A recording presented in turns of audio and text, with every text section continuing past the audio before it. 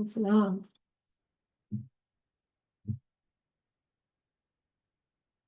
All right, welcome back.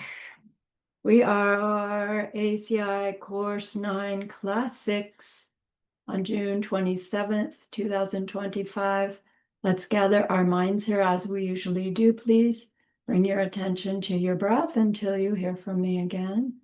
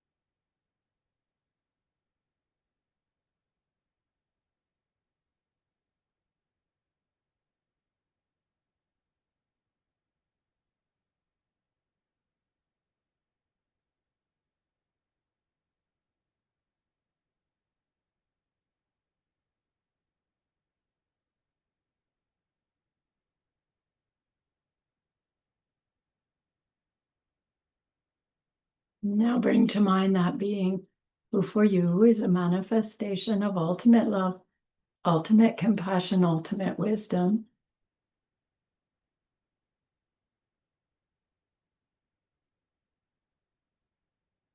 And see them there with you. They are gazing at you with their unconditional love for you, smiling at you with their holy great compassion.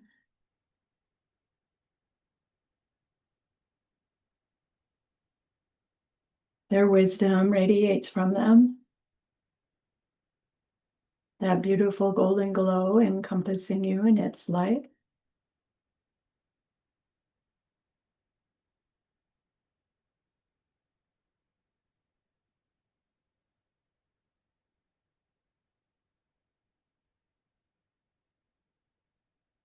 And then we hear them say,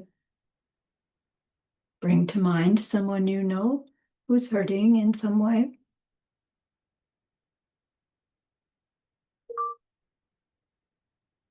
Feel how much you would like to be able to help them.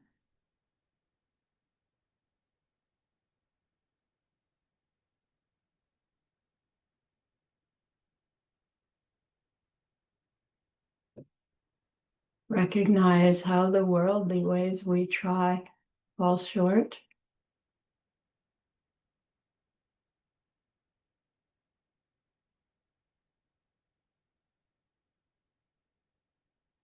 How wonderful it will be when we can also help in some deep and ultimate way, a way through which they will go on to stop their distress forever.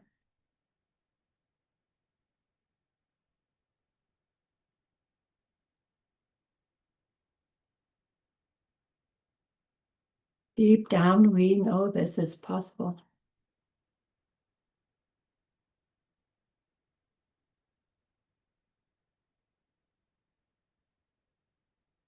Learning more and more about emptiness and karma, we glimpse how it's possible.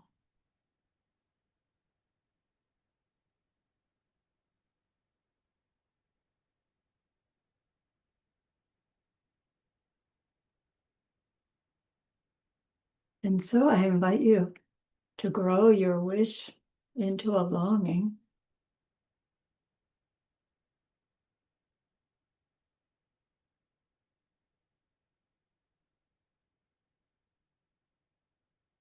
And your longing into an intention.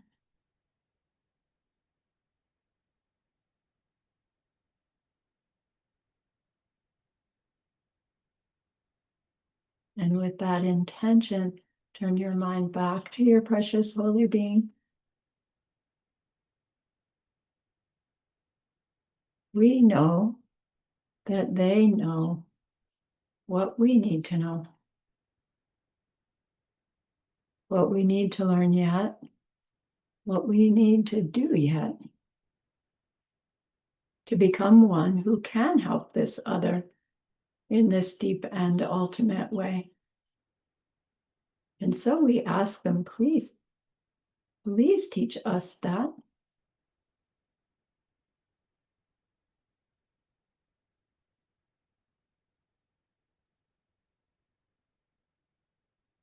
And they are so happy that we've asked. Of course, they agree. Our gratitude arises. We want to offer them something exquisite.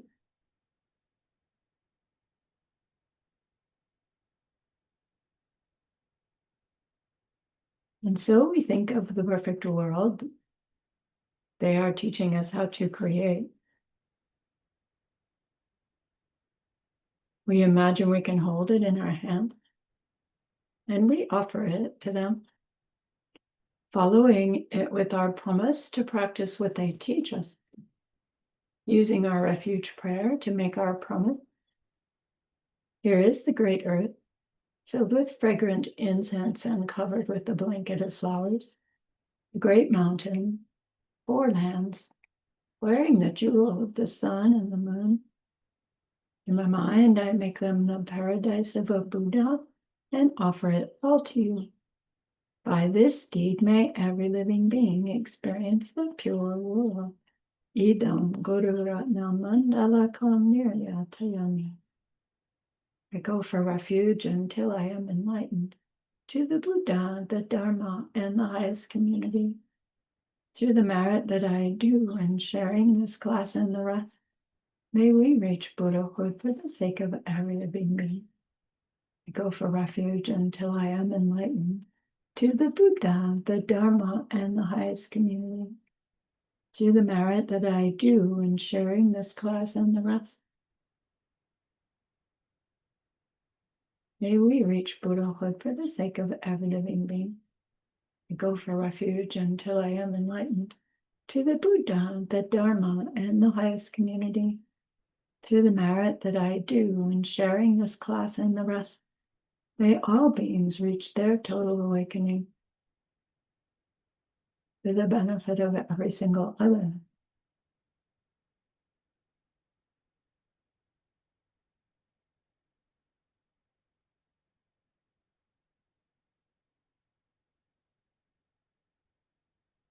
The last class, we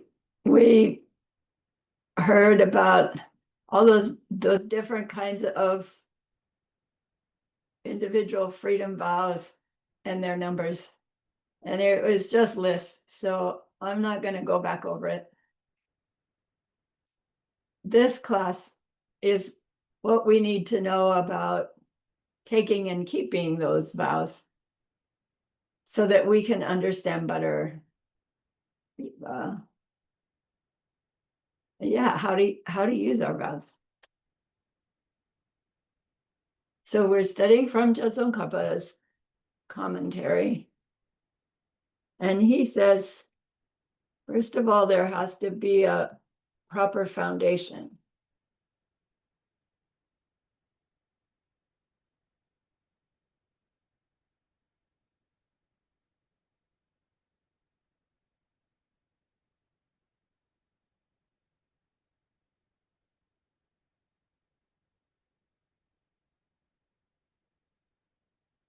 Which is called the den. The foundation, like, right, the concrete slab that the building is put down on. The concrete slab needs to be strong, firm, lasting. So there needs to be a strong foundation. But really what this means is for us to get our vows when we, actually take the ceremony, we have to be the strong foundation, right? It's a little different wording to say we have to have a strong foundation. We've been talking about that. The foundation, right, of growing our motivation, learning about emptiness and karma, learning what the vows are. But here we need to be the strong foundation, like some quality of our body, mind, even beyond that, of our who we say we are, needs to be the foundation that's strong as concrete that can hold a building up. So what makes us a strong foundation, and who can become that? Tsongkhapa is addressing. So he says we need to have this appropriate body and mind to become the foundation for our vows. And he says only humans have the capacity to be that strong foundation. So pleasure beings can't get vows. And animals can't get vows. And anybody else but humans can't get vows. So meaning lower realm beings can't get vows, and higher than humans can't get vows.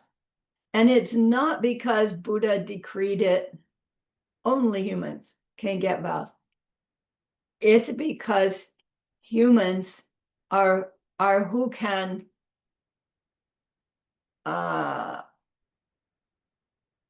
have this mental state of renunciation. So we heard that our motivation for our pratimoksha vows needs to be renunciation. And here they're taking that a little bit deeper and saying, no, we become the foundation upon which the building of vows can be supported by being a human with renunciation. It doesn't mean that every human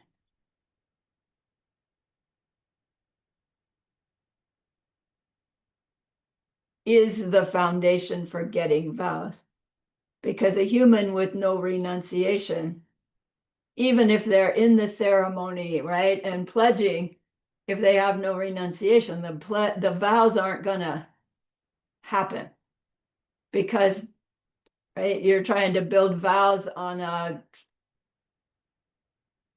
quicksand. Right? So, but only humans have the capacity to develop this renunciation that makes us a proper foundation. So again, that renunciation is recognizing that everything in our experience has been suffering, is suffering, and everything we try to do to stop it, avoid it, get happiness, doesn't actually work. And all the time we're trying everything to get happy and avoid what we don't want. We're using up our lifetime and possibly our even opportunity of being human, right? And it's like, once we connect the dot, it's like, egads, right? There's got to be another way.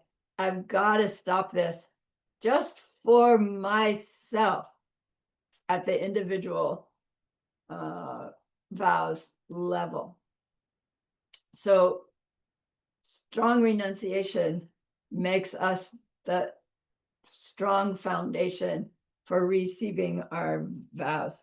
The lower realms are too much in survival mode for it to ever occur to them, gosh, what I do to try to get happy doesn't work.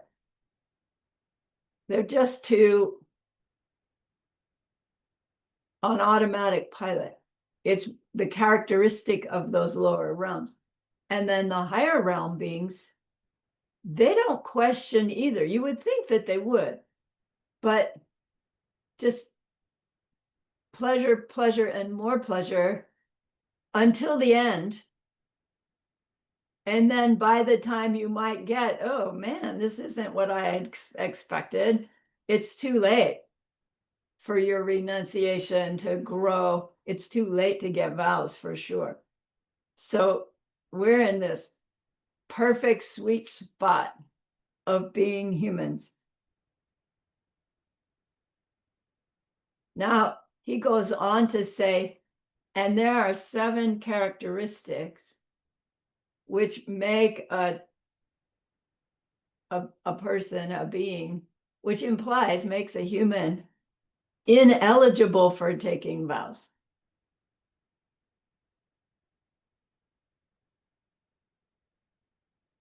First, he says, beings who live on the northern continent called unpleasant sounds. Those are humans also, but they can't get vows. So if you recall that 37 pile mandala practice, and it's outlining the 4 continents with their subcontinents, and in that extended teaching, it talks about the beings that live on each of those continents. They're all called human realms in those continents. They're not, they look different than us, but they're still human. So it's not, we learned it's not, continent of Africa, Eurasia, Americas. It's not those continents that we're talking about. It's like our whole world is the southern continent. What we know of as our world is the southern continent. And there's some similar place that beings live. That's the northern continent, east and west as well. So here he's singling out the northern continent. And what's unique to the northern continent, apparently, is that the beings who live on the northern continent, the humans that live on the northern continent, their lifespans are fixed. So do you remember that one of the human sufferings in our world is lifespans are not fixed? So the beings in that world, their lifetimes are fixed at 500 years, whatever period of time that is for them. But apparently, if our life spans were fixed, that precludes developing this sense of renunciation. To me, it doesn't quite make sense. I would think if I knew I had 500 years and that's all, like I would think I would get renunciated really quick and say, I need to do the best I can do because I've only got 500 years, right? But apparently it's that circumstance that because you know the uncertainty that we have about what's going to happen next, without that, we don't question and don't seem to get this whatever spurs a renunciation. So they live consistently for 500 years, and then in the last day or so, they hear, your time's up, you're gonna die. And that's the unpleasant sound that the whole place is named after. So I guess somebody's 500 years is coming up every day. And so somebody's hearing that unpleasant sound all the time. I don't know. But the point is, if our lifespans are fixed, we don't grow the renunciation. And so even if it occurred to you during your 500 years that you wanted to take vows, you couldn't get them. A lot of this, I mean, almost all of this explanation I've got on the shelf because it's like, wait, what about this? What about, I have so many questions about it. And no doubt the answers are out there in the Tibetan language that I can't access, even though we have access to the database. And for me personally, I didn't feel I needed to really nail down those details. I understood the big picture. The message for me is my situation any of these seven? No, right? And what can I do to help me stay in this category of not having these seven? So, not to worry if it's like, what? So first of the seven characteristics that makes us ineligible to get vows is being a being who lives on the northern continent.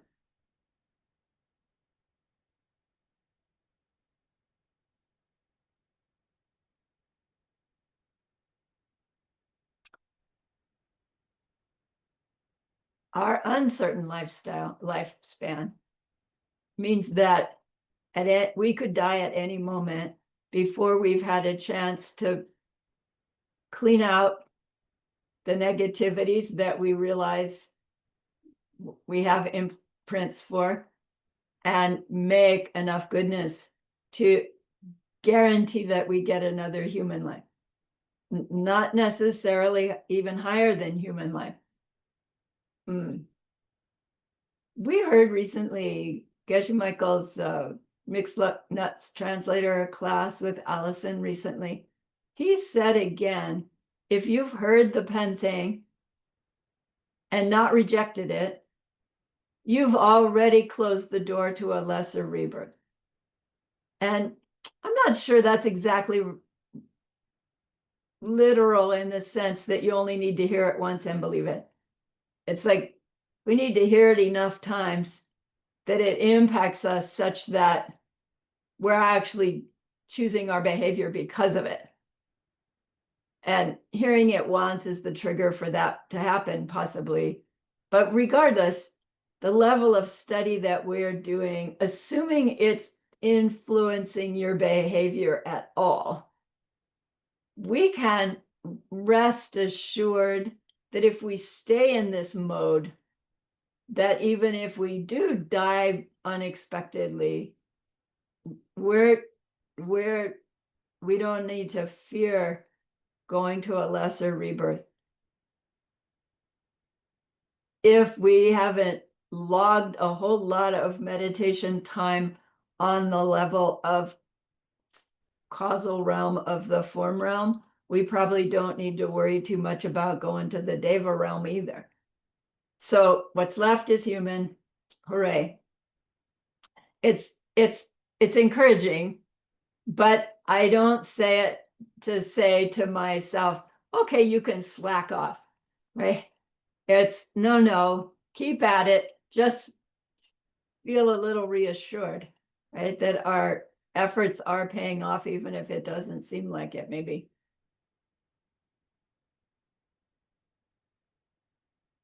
Okay, second characteristic that prevents us from getting vows is those who are sexually impotent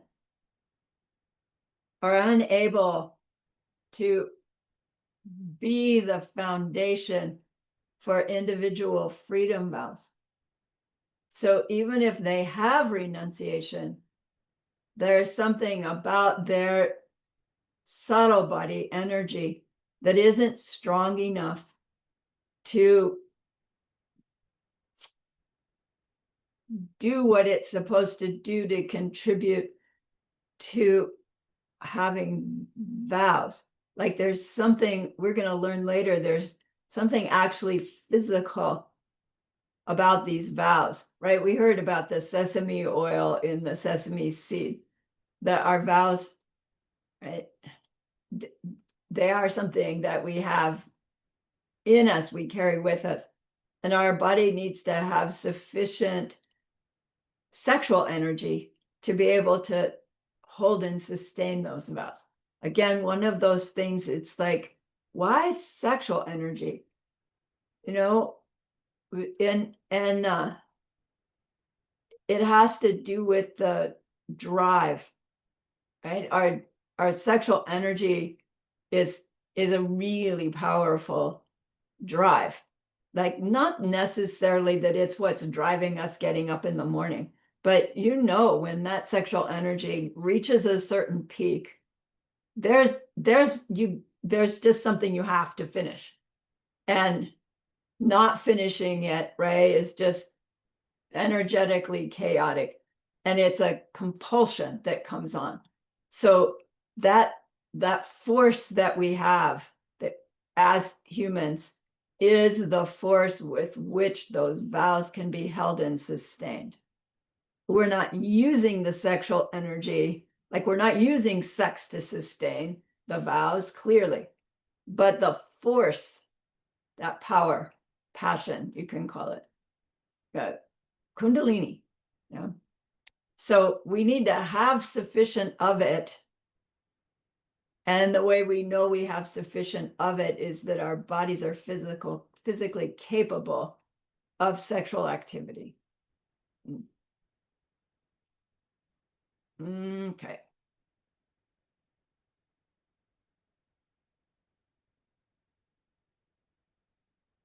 It's that energy that gives us the willpower to follow our vows, to live according to them, curiously. So then the third characteristic that makes us unable to get vows is if a person is neuter. Neuter means they have no sexual activity, clearly male, or sexual energy, clearly male or clearly female. So I guess it's possible that a person could be born with non-functioning ovaries or testes. And then if that were true, they would never come to puberty. And they would never really have the energetic distinction between being male or female, regardless of what sexual organ was on the body. The sexual energy would never mature if you didn't have the hormones kick in the way they're supposed to. So, all these questions, well, what if you get castrated, either surgically, right, hormonally, or physically? If you had vows, do you lose vows? Do they ask you before you get vows? Do you have your ovaries and testes intact? Like, they kind of do, but nobody asked us that before we got our one-day vows. Nobody asked us that before we got our lifetime layperson's vows. And yet, it's a circumstance. Again, it has to do with the strength of that energy that defines us as male or female, that underlies our ability to have the willpower to choose a different behavior.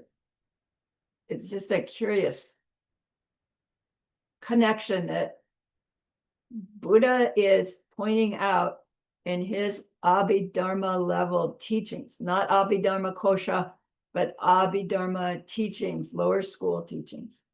Yes, Victor. Yeah, because talking about this point number 3, because I know that there are many women because of this operation of this cancer concern, so they really take away the ovary. Right. Does it mean that they can't take vows? Yeah, it's a great question, and I've had it too, and I've never asked Geshe Michael about it, because it implies that if they had vows, they would no longer be able to sustain them. And if they went to take vows, they wouldn't be able to get them. It sounds like that is the case. Yeah. I don't Yeah. want to believe it, right? Because I mean, my ovaries haven't been working since I was 40 years old. But my drive and passion, not passion, but my drive to choose behaviors and change me is maybe stronger because of it, right? Because of all the other stuff you get when those. So I don't really know the answer to that. Yeah. If you take Because I this think literally, yeah, Yeah, because I think this is quite common. Actually, I have few family members, they've done this kind of operation to take away the ovaries. yeah, Yeah. yeah, common. Mm. It's common. Yeah. Yeah, Okay. yeah. So my answer, I don't really know. Yeah. Thank you. Yeah. Fourth factor is if someone is a hermaphrodite. So hermaphrodite means they have both sexual organs on their body or as their body. And again,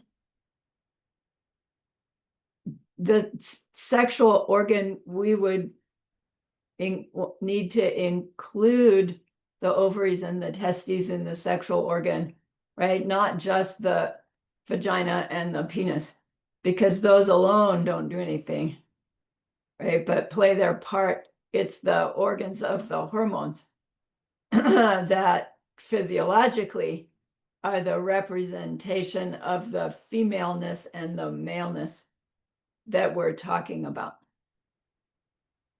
So if you have both, it means that your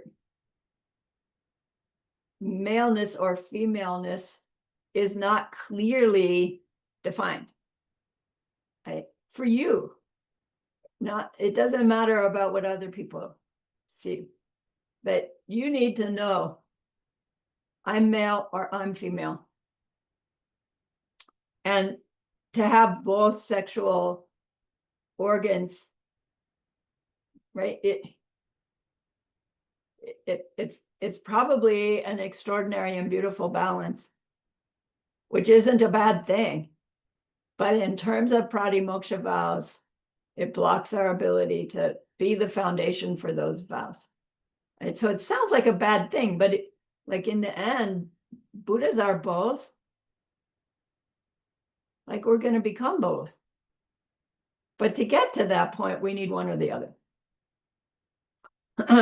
Fifth factor, someone who has committed the 5 immediate misdeeds: killing father, killing mother, killing arhat, trying to hurt a Buddha out of, anger, ill intent. Excuse me. Creating a schism in Buddhist Sangha. So again, we've learned, thank goodness we can't do either of those last two, but the first three are possible. And we've learned that they're called immediate misdeeds because the karmic seeds are so strong of having committed that they will be the projecting karma at the end of that lifetime. Whether the end of that lifetime is 3 days later or 50 years later, it doesn't matter. Those seeds are going to ripen at the end of this life and push us into Bardo and then straight to the hell realm, lowest hell realm. So to have those seeds in our mind, even if afterwards we go, renunciation, I want my vows. We are not the strong foundation to be able to get and hold vows. And then of course the question is, well, but what if you purify, what if your renunciation would come up because you realize what a mistake you made, and then you would have regret, and then right? Does that change? And Geshe-la didn't go into it again. And it's like, so I don't know if that precludes all vow taking, having made that mistake at some point. It doesn't make sense to me that those can't be purified enough, used as a trigger for our renunciation, and then purified enough to become a foundation for vows, in which case maybe they would, make your vows even stronger because of what you, right? How motivated we would be to antidote those horrible seeds. So, but I don't know. The scripture just says 5 immediate misdeeds can't get vows, can't be the foundation for getting vows. It's the context we're talking about. 6th is being an imposter. That means you're at the ceremony, you've asked for vows, you've been accepted, you're there in the ceremony, you're taking your vows, but really you're just pretending that you want vows. You're curious, or everybody's doing it, or, if I go take my ordination vows, I can get out of that debt, that big debt that I owe my brother, right? Wrong motivation for getting vows makes us not the foundation for getting them, even if we're there in the ceremony. And the 7th one is someone who doesn't believe in karma or past and future lives. Meaning, if we don't believe that our actions bring consequences to us, if we don't believe that, then even if we're trying to take vows, first of all, if we didn't believe that, why in the world would we take vows? We wouldn't be on a path of discipline at all, because, right, it wouldn't matter. Our behavior doesn't matter with this mindset that the consequences of my behavior choice is out of my hands. Then you're not going to get renunciation, even if you don't like what's going on. And we might call it having renunciation.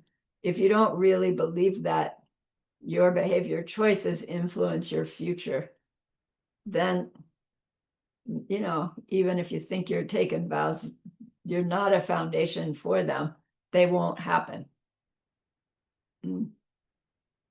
So as we're learning about karma, we're being so specific about what we mean by karma, because different people use that word and they mean something different, right? Karma can mean duty to people. It can mean fate. It can mean, the position you're put into, that's what you're meant to have, and you're stuck there. Oh, it's just your karma, right? We understand karma in a really specific way. And then we use the word as if everybody understands it in that way. And we would need to be clear how somebody else is understanding us using that word, just as an aside. For vow keeping, taking purposes, we need to understand this principle that the deeds I do today can bring me their results later in this lifetime. Aren't likely to, but can. Or in my next life, or in any lifetime after that. And that means that the experiences I'm having in this lifetime, moment by moment, are coming from either something I did earlier in this life, something I did in the immediate previous life, or something I did in any lifetime before that. And to understand this continuation of our me. Yeah, that's not properly said. The continuation of our awareness is a necessary piece for this thing called vows to grow and be sustained. Right? For it to go beyond this lifetime and to see there's a connection between what we're calling past and what we're calling future. All right. So, to have any one of those circumstances, that mind, that body can't sustain those vows, can't get and sustain vows. So, not having those qualities and being a human not on the northern continent, suppose we get vows. Excuse me. Our individual freedom vows,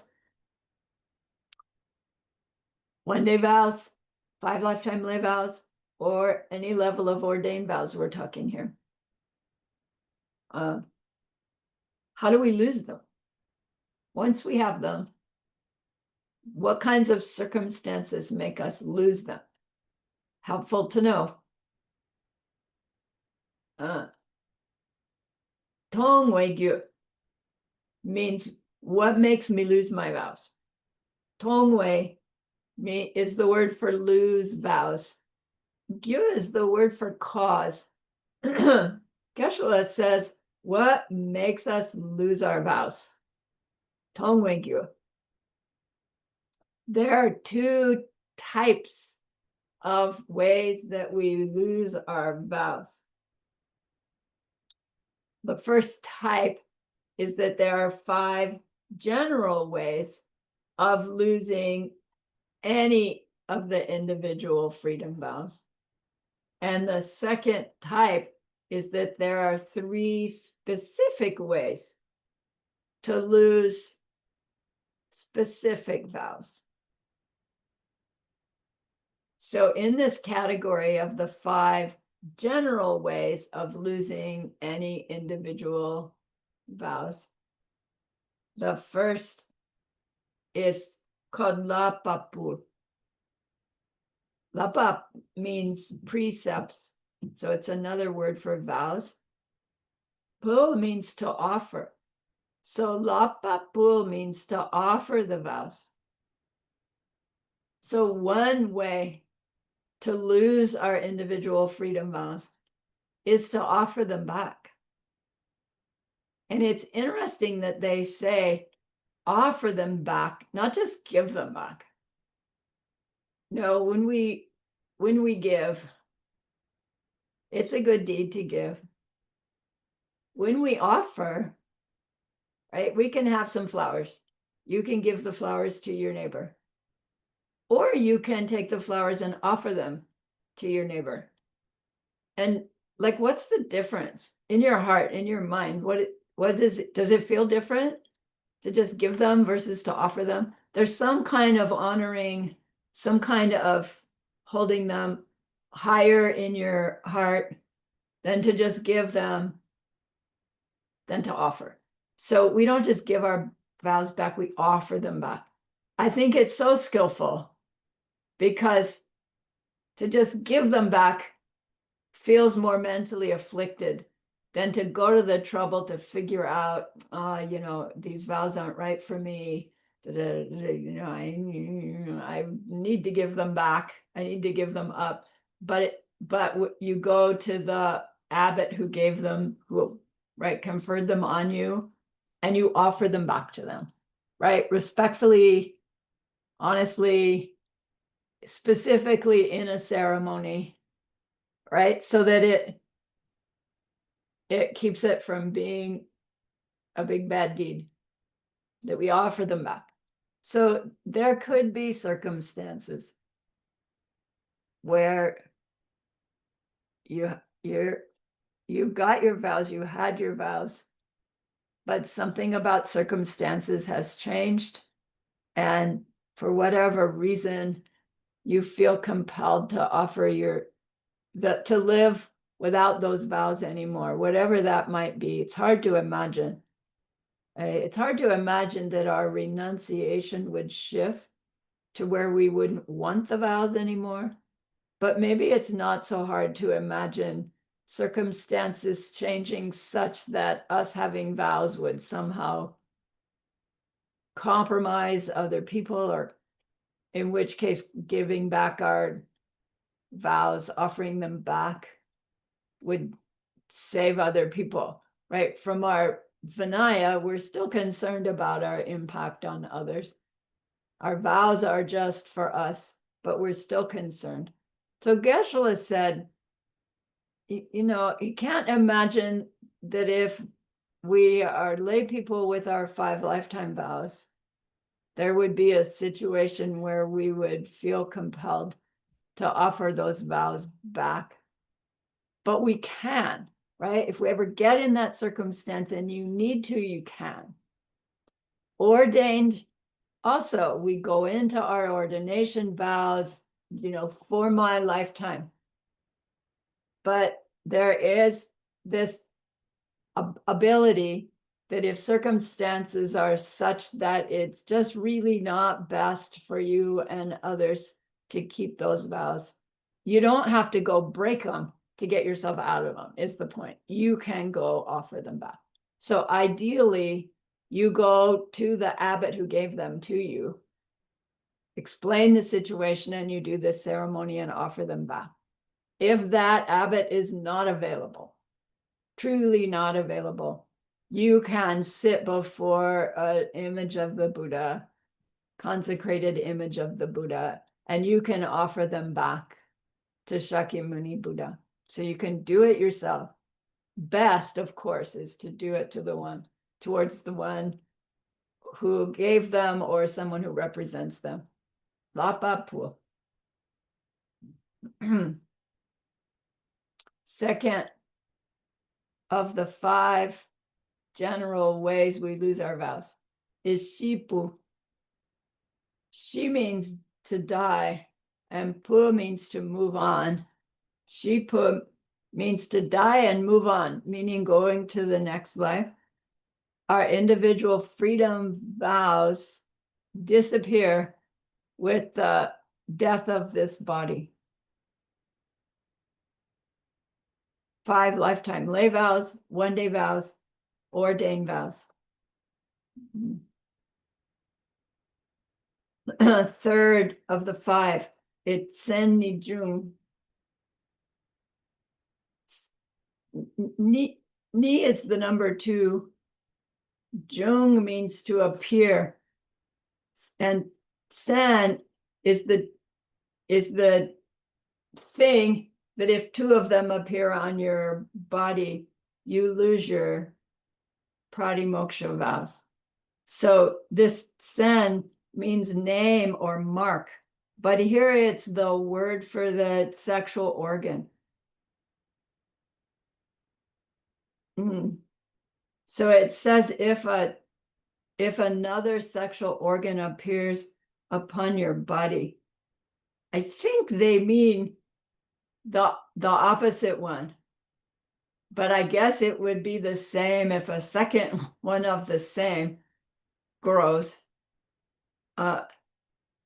because it means the maleness, femaleness of the body's energies is messed up. And we already said that energy of maleness and femaleness, having one clearly predominating over the other, is a factor in our qualification for being the strong foundation. So if something happens that energy distinction gets messed up, one of the ways that manifests is right with a different another sexual organ showing up. I think when that happens, it's the opposite one that shows up. But technically it could be a second. I was in medicine for years. I never saw somebody grow a second sexual organ. I never saw them change. So it's like, I don't know how common this is, but this is from Buddhist teachings, his first turning of the wheel type teachings. So an omniscient being sees what happens. Maybe it was happening more commonly back then. We wouldn't have any way to know historically. So this isn't something like we might be doing, intending to come on. Anyway, if it happens, our vows disappear. Fourth one is lensum gyur. Gyur means to change. Lensum means 3 times. So apparently it's also happens that your gender can change. So you get your vows as a female, and then whatever happens, those energies shift significantly. And I don't know if it's over time or suddenly. Oh my gosh. Right now you've got the male organ instead of the female organ, not both, one or the other. And they say, you know, if that happens to you the first time, it's okay. Like if it happens to a woman who has fully ordained vows, she's now a man with fully ordained vows. We heard earlier, if it happens to a woman with intermediate vows, well, she becomes a novice monk because she didn't have her full nun's vows yet, right? So it's like, it seems so weird they designate these things. It must have been happening in Buddhist time. So if you change sex one time, it's okay. If it happens a second time, so you go back again to your original, it's okay. But if it happens a third time, it means the energies are messed up in some way, such that the vows will be broken by the third time. So, you know, I don't know if people are setting about to do practices to make this happen. There's really no reason to do that necessarily, except remember the context before, I'm not sure when. The belief was you could not get enlightened from anything but a male body. You know, there's this story of Tara, Lady Tara. She's this really high practitioner, and she's going to all the teachers, teach me how to get enlightened in this lifetime. And they would all go, pray for a rebirth as a human, as a man, right? Pray for rebirth as a man. And she just got madder and badder because that's what she always got from everybody. And she finally said, no way, I'm doing it in this life. See ya, right? And she went off and achieved her goal in that life from a woman's body, with a woman's body, because it wasn't necessary. But before you had somebody's determination like that, it would sound like if you were a female practitioner, you would have to change your sex in order to achieve your goal. And I don't know, right? Maybe they figured out how to do it. But do it 3 times and you're out of luck. It's not practices we're gonna ever do as far as I know. Right? I've completed my tantric training, not my tantric practices, but my training, and it was never in there. Here's the part where you change your sex. So not to worry. I don't think. Last one, 5th of the 5 general ways, things that we might happen that make us lose the vows is getsache. Getsa means our root of virtue. Che means to cut our root of virtue. Remember, we've heard about that, cutting the root of virtue. And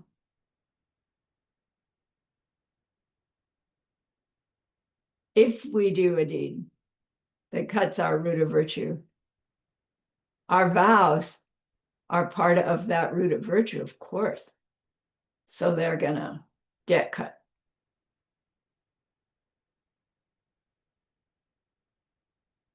Because what we've done is so powerfully negative that it cuts everything positive that we've ever done. And remember, cut means freezes it. Because when we get sufficient regret for whatever that deed was, right, we can purify and etc. And then, right, the bank account gets unfrozen. Thank goodness. All right, so those are the 5 general factors that make us lose our vows. Let's take our break and then we'll go into the specific causes of losing specific vows. I will stop the share and pause the recording. Pause.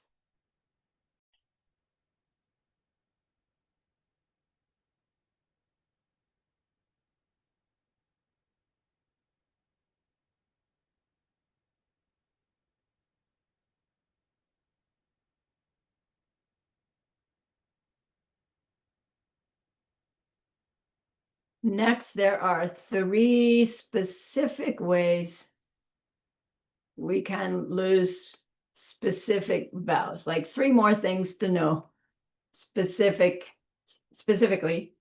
The first is Nisha Malung der She.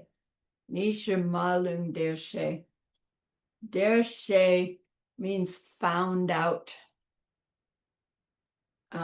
Nisha is the word for 20 years age, being 20 years old.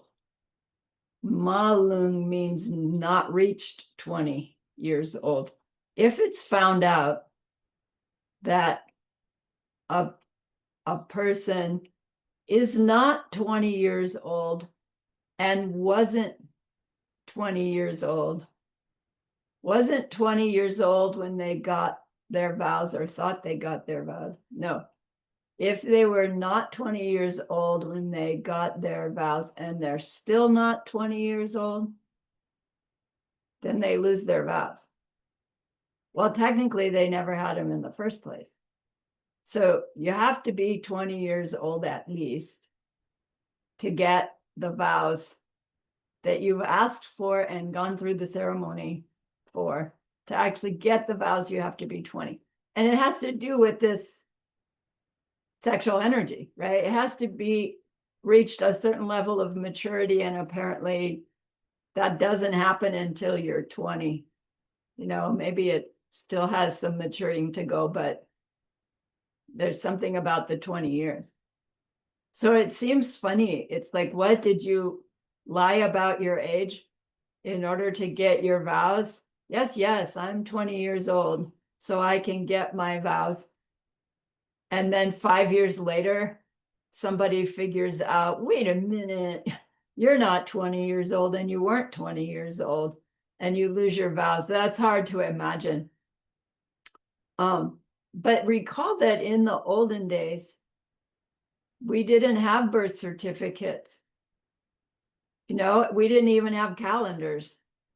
So suppose a mom, you know, your mom's 13th child, and it's like, you don't know when you're an infant when you were born, and somewhere, right, somewhere along the line, they're celebrating our birthday, and we figure out, oh my gosh, there's this specific day when I was born, and then we know, like, I was born April 2nd, 1954. But if nobody ever told me that, and nobody ever celebrated it, how in the world would I know how old I was? Right? We take it for granted. So suppose, you're a really mature kid on their own, and you sign up to the monastery, and they say, well, are you 20? And you go, I don't know, sure, I must be 20. And you get given vows, and then, I don't know, a year or two later, mom shows up, and mom goes, oh, wow, it's so great to see you. I remember when you were born and blah. And you end up being only 17 years old. It's, we thought we had vows. Suddenly we don't have vows. And it's like, oh man, what's going on? No worries. Wait till you're 20. Now that wait till you're 20, get your vows. But it must have been a circumstance that would happen, or otherwise it wouldn't be in the literature. Now it's sort of silly. Everybody knows how old they are. But did you ever stop to think about it? How do you know how old you are? How do you know for sure that was your birthday? We don't really have any way to confirm it. Nisha malum dirshe. Specific way to lose vows. Second one, ten kelong. Kelong means to agree to do something. Tenshir is sexual activity. So to agree to do sexual activity, this is specific to an intermediate nun.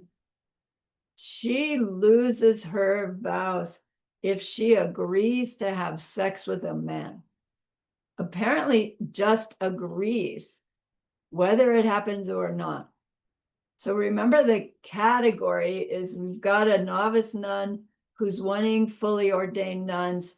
She goes through this intermediate period with these increased commitments, instructions in how to relate to other people, in particular people of the opposite gender, and then how to relate to food, etc. And so she's being very specific in her behavior, of which avoiding no sexual activity is in her novice nun vows. Like, what possibly could lead to this situation where she would agree to have sex with a man that would make her lose all her vows?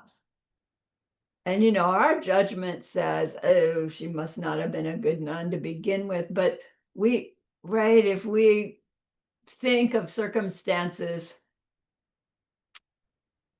there could be a kind of situation where, in order to protect others, or in order to help the nunnery, she might be forced to agree to sexual activity. And even just to agree makes her lose her vows. So it would be a big conundrum, wouldn't it?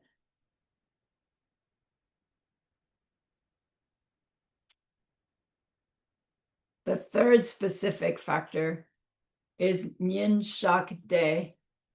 Nyin Shak Day. Nyin Shak means 24 hours passes.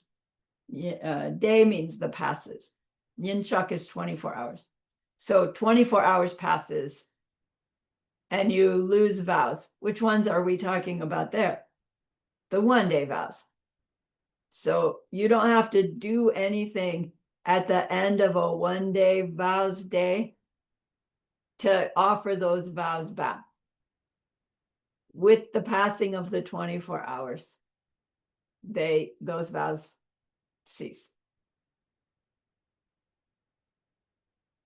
Okay.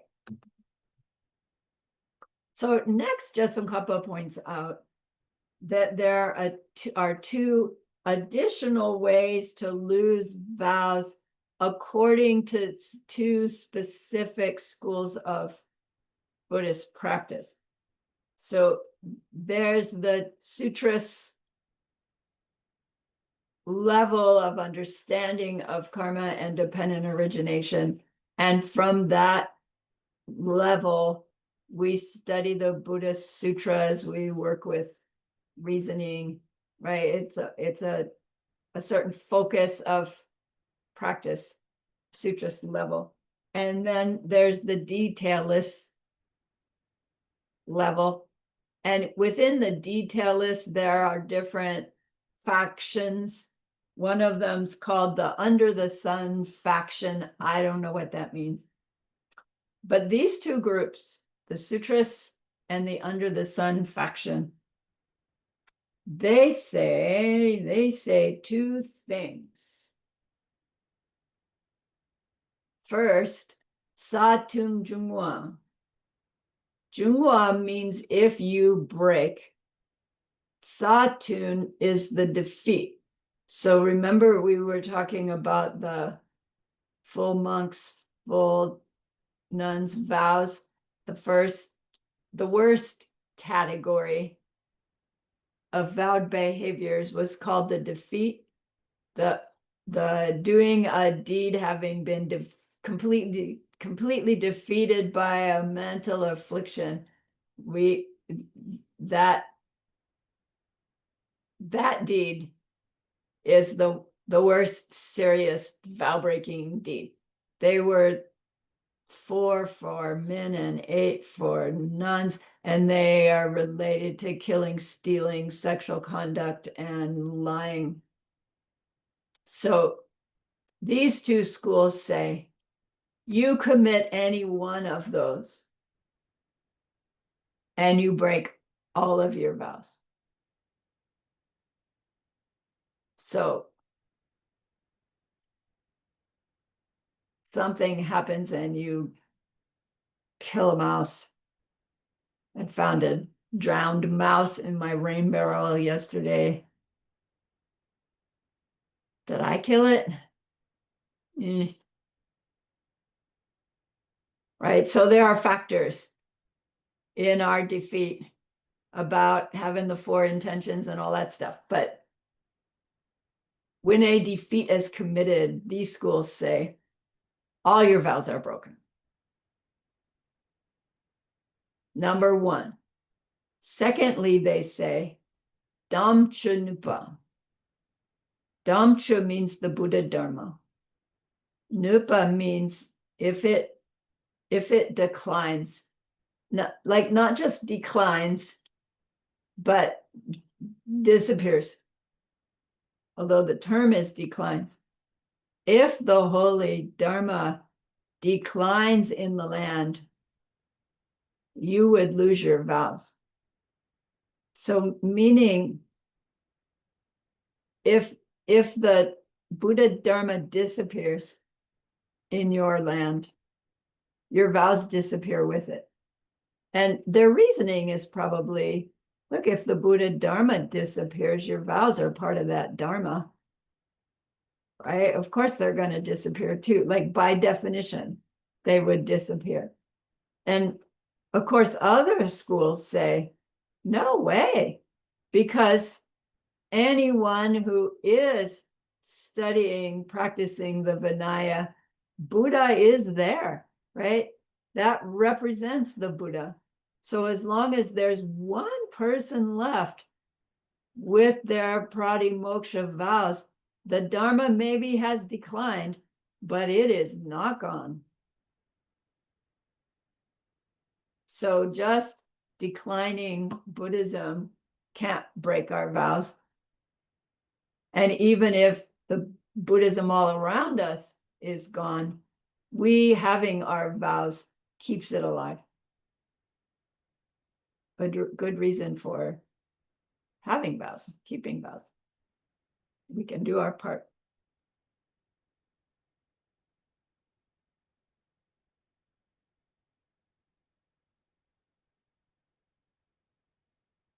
So our school's position is not that if you break one defeat, you lose all your vows. And it is not that if Buddhism declines in the world, you lose your vows. Right? So Tsongkhapa says, we follow the Kashmiri detailist school. And they say, Bulan Nornden Shin. Let me get that up higher here. Bulan Nornden Shin. Shin means metaphor. Nornden is rich man. Bulun have a debt. They say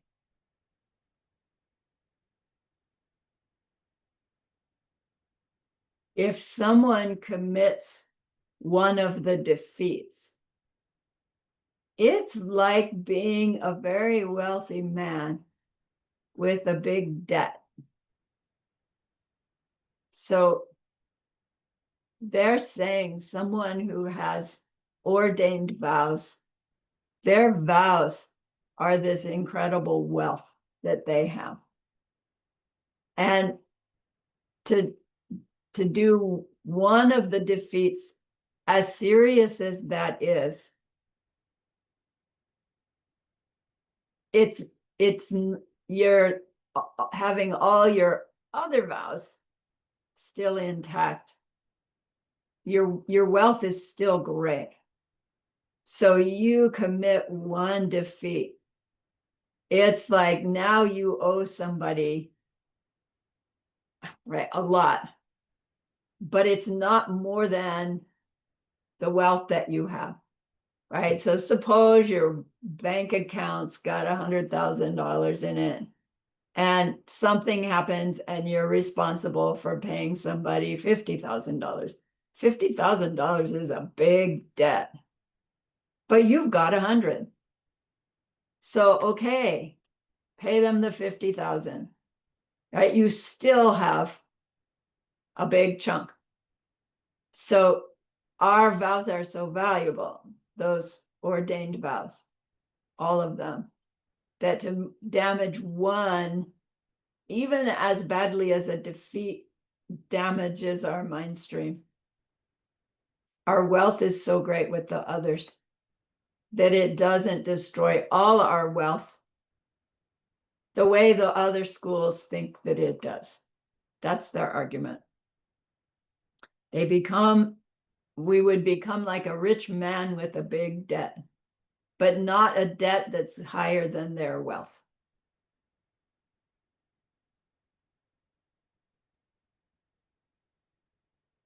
Now, admittedly,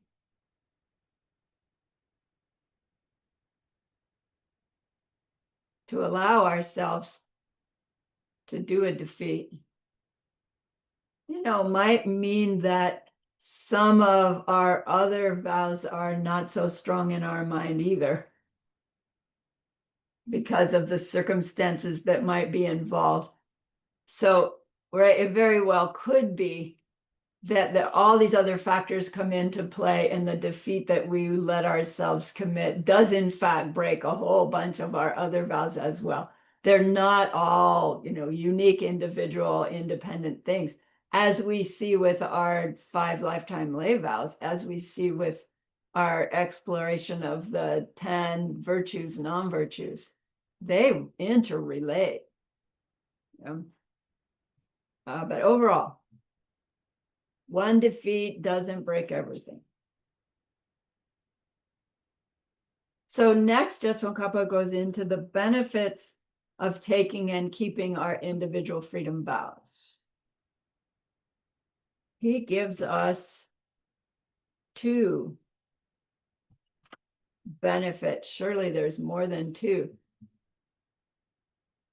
Wait, now we get back up there. The first benefit, nekap drebu fla mi. Mi means human. La means pleasure being.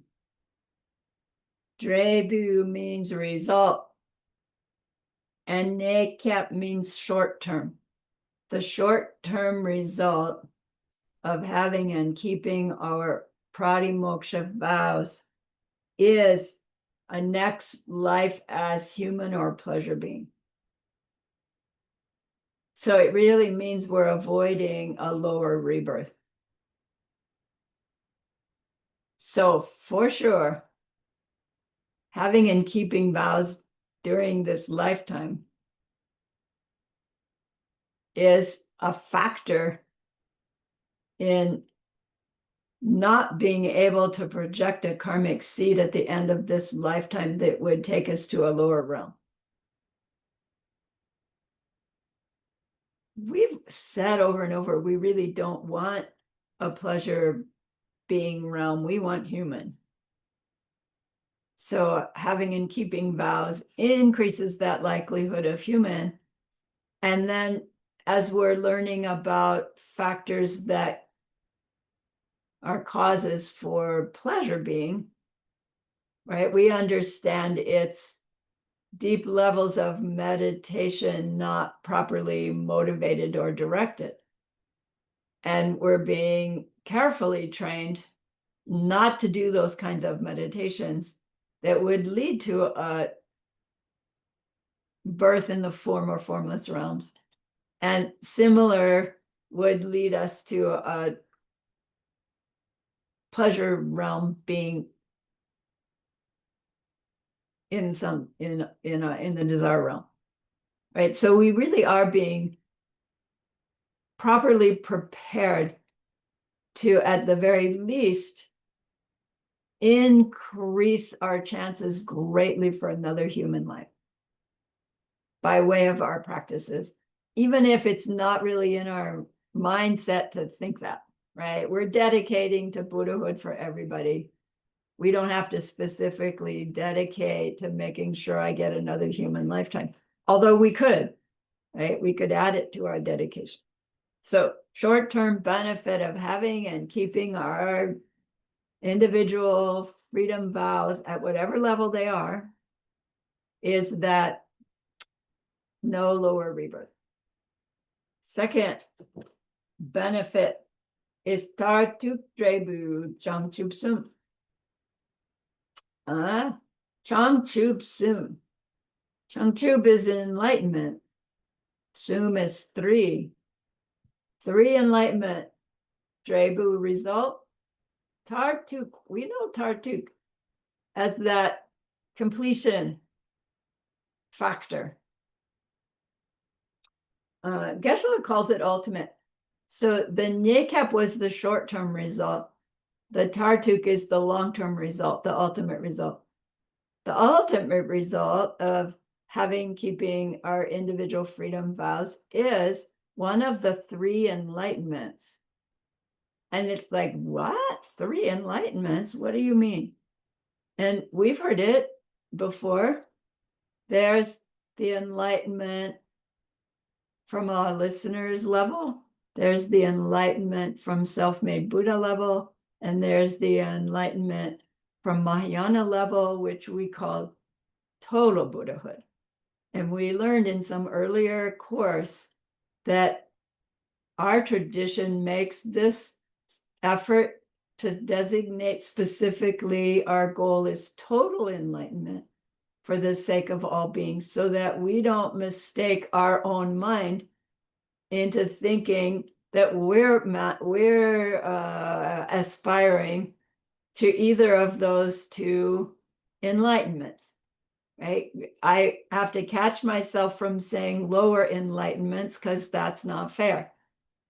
If our belief was that the highest state I personally could reach is nirvana, freedom from mental afflictions forever due to my individual analysis, and that my aspiration is not for full Buddhahood, my aspiration is for nirvana forever, then that's enlightenment for me. So the first two of these three enlightenments are both nirvana. Are they a different nirvana? Probably not. Are they achieved in a little different way? Probably so. It's the practitioner who's achieving it that distinguishes which enlightenment we're talking about. The big difference, though, is that of the three, one of them is total enlightenment, and the total means the omniscience factor that nirvana does not have. Apparently, nirvana-sized beings can emanate, maybe not to the same extent as fully enlightened, but the omniscience factor, perceiving emptiness and appearing reality simultaneously all the time, in all three times, all the time, is a factor of total Buddhahood that we've learned is a manifestation of our compassion for all beings, not leaving a single one out, combined with our wish for the highest state that I can reach. Those two, I want to reach total Buddhahood for the sake of all sentient beings, right? Is the total Buddhahood that we're talking about here. So Tartuk, the ultimate result of having individual freedom vows is these three enlightenments. Right? So individual freedom vows are individual freedom. It is the factor in reaching nirvana, but it's also the factor from which we reach total Buddhahood, is what he's pointing out here. We add to our pratimoksha foundation other things that contribute to the development of the omniscience factor, but we still need our pratimoksha level quality of behavior as the foundation for those vows that are the behaviors that help us grow the total enlightenment versus stopping at nirvana. So the pratimoksha individual freedom vows are still the foundation, even if in this life we step in as Mahayanas, which if you're here, you have. It doesn't mean, oh, you go straight to your bodhisattva vows and then diamond way vows, and you don't need to do your individual freedom vows. Of course we do. And then there's this big advantage to focusing on those individual freedom vows for a while, even before we commit ourselves to bodhisattva vows, even though our seeds are like, no, I want bodhisattva vows, right? Because of what we're bringing from past lifetimes. So this is outlining how they're like a ladder, but from each rung of the ladder, we don't step up and leave it behind, we take it with us. And, somehow the ladder still stays there, but we take it all up with us as we go. Okay, so lastly, your homework's gonna ask you to explain the title of Jetsongkhapa's text that we're studying from, and explain Jetsongkhapa's name. So we're studying essence of the ocean of discipline, his explanation of a vowed way of life. So we know Jetsongkhapa Lobsang Drakpa. We know Lobsang Drakpa, it means pure mind. Lobsang Drakpa is widespread fame, something like that. And the term Jetsongkhapa, it's not a name so much as a descriptor or our honorific. For him, J means Lord, and Tsongkhapa means the guy from Tsongkha. So Tsongkha is an area of Tibet Tibet's made up of like one valley after another, apparently. And inside that valley is a group of people. And it's so hard to get over the mountains that you might live your whole life in that one valley, big or small, and never go outside. So there wasn't really much interaction between the peoples for a long time. So Tsongkhapa lived in this area called Tsongkha because it had the Tsong River flowing through it. But apparently the term Tsongkha means onion fields. So I don't know if those people grew a lot of onions or if they had wild onions in their valley fields. But it ends up that we call him that guy from Tsongkha, our Lord, the guy from Tsongkha. Like Geshe Michael, holy guy from Rimrock, Arizona. And everybody would know who you're talking about. You don't even need to use his actual name. It's kind of curious. To me, it seems sort of disrespectful. Oh, that guy from the onion fields. But it's right, it's a term of endearment and honor to call him that. Then the text, essence of the ocean of discipline. The essence is saying that our pratimoksha vow are this essential core of our behavior training, the essential core of the Vinaya. So his text is he's cutting to the quick, to the very essence of the Vinaya training, ethical way of life. And he's pointing out how valuable are these vows. To have the vows is better than having a wishing jewel, right? We hear about the wishing jewel again and again. You find this thing and you wash it all up and you prepare it in some way and you put it on a post and dress it all up and make offerings to it. And it becomes like your Aladdin's lamp. Anything you can think to ask for, it will bring about for you. And, they say, wow, what a amazing thing you could have. You could ask for your neighbor's cancer to be cured. You could be asked, right? You could ask for all these amazing, wonderful things. What could be better than a wish fulfilling jewel? And then they say, yeah, well, even if you wished for enlightenment, what you believe that is right now is what you would get, but that's not enlightenment, right? You would end up like in some form or formless realm because we don't really understand what we're asking for. So it's not good to have a wish fulfilling jewel because we don't really know what to really ask for because of our ignorance. But to have vows, pratimoksha vows, now you've got something that will bring to us the result that we think we understand, but we don't yet, but it's going to bring you results beyond what you know you're creating, better than what you know you're creating, right? Better than a wish fulfilling jewel. The essence, we're learning the essence of that.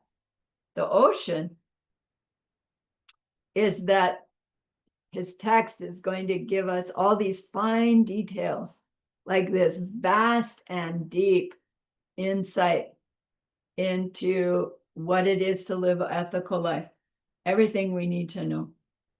And they say that the ocean is the source of all the precious jewels in the world, like minerals, things that can be carved into beautiful jewelry. It all comes from the ocean.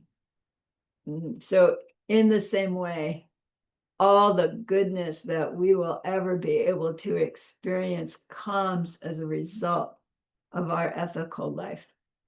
And it is vast and plentiful, like the ocean. And then discipline is the dua, where this ethical life is about the taming of our mental afflictions and our sense organs. So our It's like they're blaming our sense organs for automatically running out to the birds I hear outside, automatically running out to the colors and shapes I see outside. Like they have a mind of their own. And in a way, they do, right? It seems like it. You're sitting in meditation trying to meditate deeply, and the garbage truck goes by, with its squeaky brakes, and your mind goes out there. And it only goes out there because the ear consciousness heard it. But it happens so fast that we blame the ear for doing it. And if we could get the ear to stop going out there, I don't mean the physical ear, but you get what I mean, then our mind wouldn't go out there either. So we're taming both, not really teaching ourselves how to go deaf. We don't want to do that. We don't want to teach ourselves how to go blind. What we're training ourselves in is getting off the automatic pilot of you hear a sound, your mind has to go out there to identify it. It's our mammalian brain, right? We're safety, sound, identify, safe, not safe, right? It happens so fast. And these teachings are saying that's a perpetuation of our misunderstanding and our ethical life. We are in dangerous. We could be in dangerous circumstances. And so by keeping our ethical behavior, we're planting the seeds for that not to be possible anymore, sooner or later. But it's this circular effort to get ourselves safe so that our meditation can go more deeply. Go out in the world and be safe towards others so that we can be safe enough to go into deep meditation. That influences our mind so we can be safer towards others in the world. That influences our mind so that we can go deeper into meditation. If we live harmlessly, when we ask our mind to go into meditation, where we're vulnerable, hey, if you're meditating in the woods, the lion could come across you, decide your lunch. You're not going to go into a deep state of meditation. A part of you has to stay alert to protect yourself from the lion. And it's like no amount of Vinaya is going to make it such that that lion will come and lay its head in my lap. We think, but it's not true, right? It's very possible that you could meditate as safely in the middle of a pack of lions as in a cave with a big rock in front of its opening. It's the seeds that we plant. So this text is like everything we need to know about our ethical way of life. How to live in such a way that we avoid harming others, in such a way that we can create a mind and a body that is so safe that it can go into that depth of meditation necessary to experience ultimate nature. Like that's the first major goal, right? So this text is the essence of what we need to know.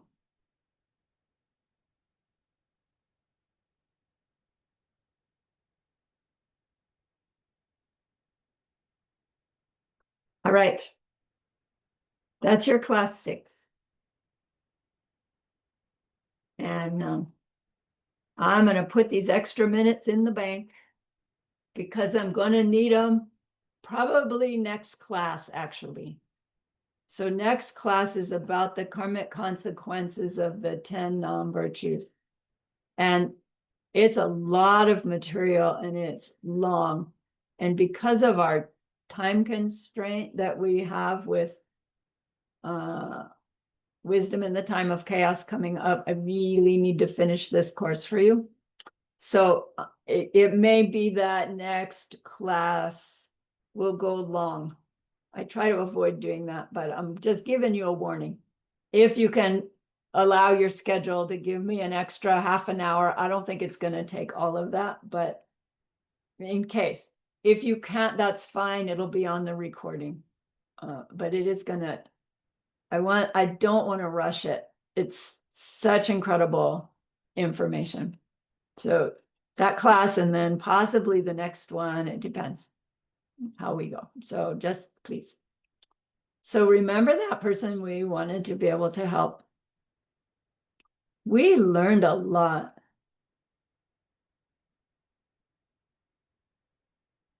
That we can start using now in order to help that other stop their suffering forever someday. And that's a great, great goodness.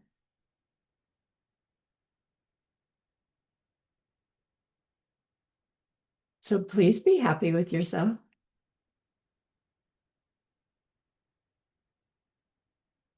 And think of this goodness like a beautiful glowing gemstone that you can hold in your hands.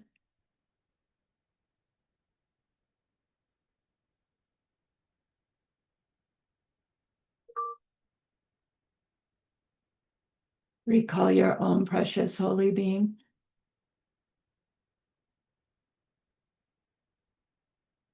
See how happy they are with you.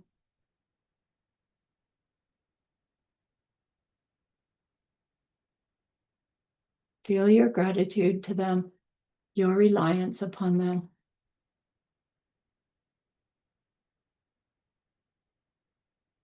Ask them to please stay close, to continue to guide you, help you, inspire you. And then offer them this gemstone of goodness.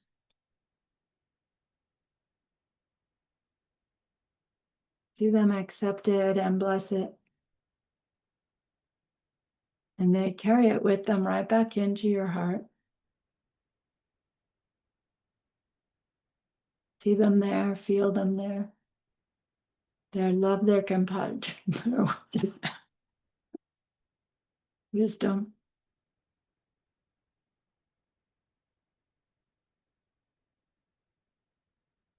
It feels so good, we want to keep it forever.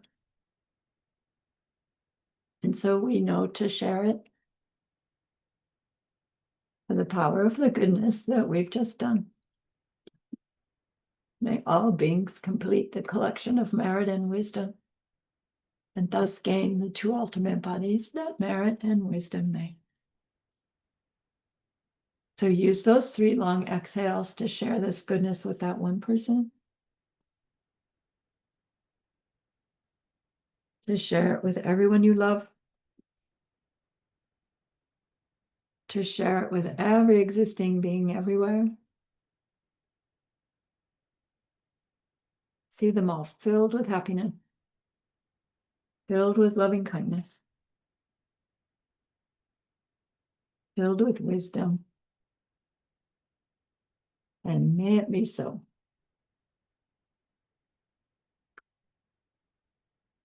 Okay. Thank you so much for the opportunity to share. Thank Yeah. you.